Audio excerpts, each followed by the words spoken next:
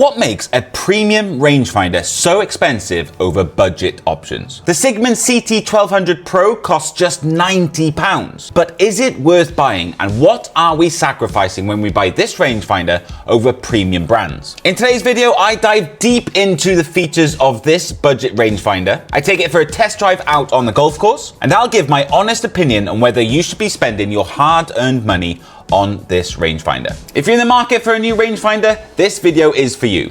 Let's get into it.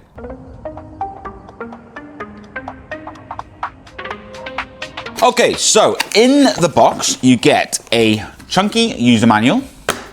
You get a hard case, which actually has your rangefinder inside. You get a clip to attach the case to your bag. You get a wrist strap to attach the rangefinder to your wrist. You get a charging cable, which is USB to USB-C, and you get a cleaning cloth. Let's have a look at the important things first.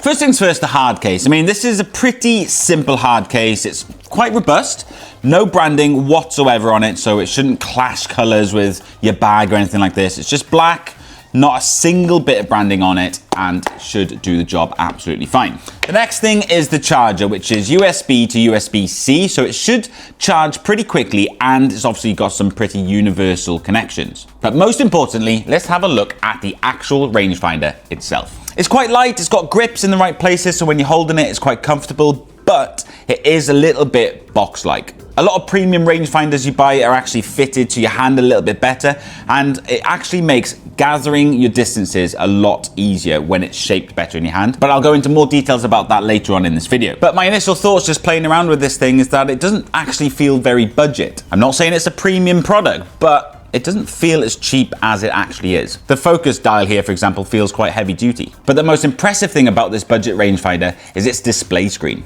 The display screen is a very premium feature for such a budget rangefinder, and it's even touchscreen. There's not actually a huge amount of functionality with the touchscreen other than scrolling through all the features and modes. But what you do find with a display screen is that it's a lot easier to read your distances than it is through the viewfinder. So even just having a display screen is a huge bonus for a budget rangefinder. With all that said though, the mode button at the top of the rangefinder is a lot easier to use than the touchscreen itself. So it's all well and good having a display screen, but I don't think you're going to be using the touchscreen feature very often. A lot of the modes that this rangefinder comes with are pretty pointless for golf. This thing can actually measure speed as well as distance, and if you think you can use that to get your ball speed out in the golf course, you're going to be wrong. You actually have to track the object if you want to get the speed of it, and none of us are going to be quick enough to track a golf ball. But that's only one of 5 modes that this rangefinder comes with. As well as speed, you can actually measure the distance of a target, you can measure the height of an object, and you can measure the horizontal distance of an object. Again, functionalities that you're probably never going to use, especially if you're watching this video. But when you put this thing into golf mode, you're going to be able to get the distance to flags, bunkers, water hazards, all sorts of things out on the golf course. And just like any other rangefinder worth its salt,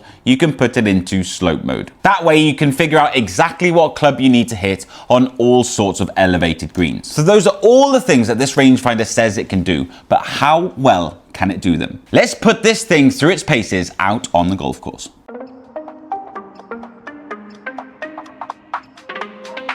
Alright, so I've taken the Cigman 1200 Pro out on the golf course for a full round, and here's how it performed. The first thing that stood out was the clarity of the viewfinder. The image is crisp, bright, and clear, even from distance, which gives you the confidence that the lens quality of this budget rangefinder is actually really good. For a rangefinder of this price, I was really expecting the lens quality to be a big compromise, but it kind of feels that Cigman haven't really skimped on this area of the rangefinder. The next thing I looked at was the accuracy, and to be honest with you, again, I was impressed. When it comes to cheap rangefinders, it's really common to have an issue with lasering something behind the flagstick rather than the flagstick itself. And as you can imagine, that can be a huge issue when selecting a golf club. But I wasn't getting that issue with this rangefinder. I found it really easy to pick up the flagstick with this rangefinder, and I was verifying that distance using my GPS unit from ShotScope, which I know to be very accurate. Another feature of this unit that you don't get on other budget rangefinders is a vibration feedback when you've actually locked in on your distance. distance. The vibration is actually very subtle, but it is noticeable and it's not overdone. You get a nice clean vibration when you've locked in on your distance, and it feels quite precise and deliberate. How the hell do you describe the vibration of a rangefinder? That sounded stupid. But anyway,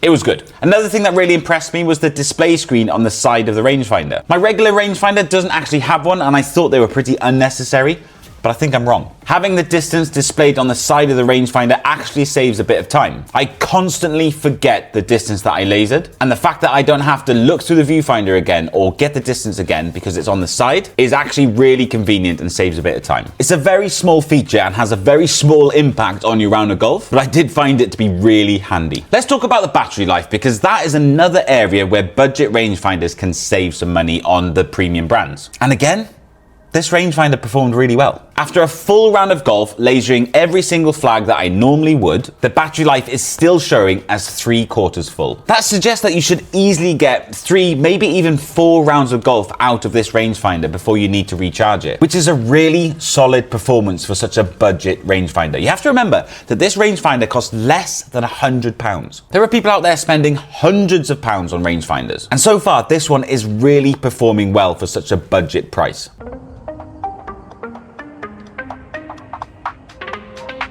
Now, I have been trying really hard to find some negatives, and to be honest with you, I am struggling. If I was being really picky, I didn't like the shape of the rangefinder. Because the rangefinder is a little bit box shaped, when you hit the button at the top to get your distance, it moves ever so slightly, and it's so easy to move off target. Especially at distance, it did take me a couple of attempts to get the flagstick, whereas with better and more expensive rangefinders from people like ShotScope, it's shaped a little bit better to your hand, and it's a lot easier to grab that distance when you're aiming at a flagstick. I told you had to bear with me. I knew that this was going to be a picky point to make, but it's pretty much the only negative I can find from the Cigman. The only other thing worth mentioning is the long-term durability. Budget rangefinders sometimes lose quality over time because of the amount of abuse they're getting. Rangefinders stay clipped to the golf bag, and you're throwing your golf bag in and out of your car. When you're walking down the hole, it's bashing around as you're walking. And I can't tell you how good this rangefinder will be after a few months of use. I have bought slightly cheaper rangefinders than this in the past, and they've simply just stopped working after a few rounds. And right now I can't comment on how durable this rangefinder is, but maybe that's a video for the future. With all that said though, straight out of the box, this seems to be a very good rangefinder, especially for the price. Overall, the Cigman CT-1200 Pro really delivers for its price. It's accurate, it's clear, it's feature rich, and the battery life is very good. If you're looking for a budget rangefinder that doesn't feel budget,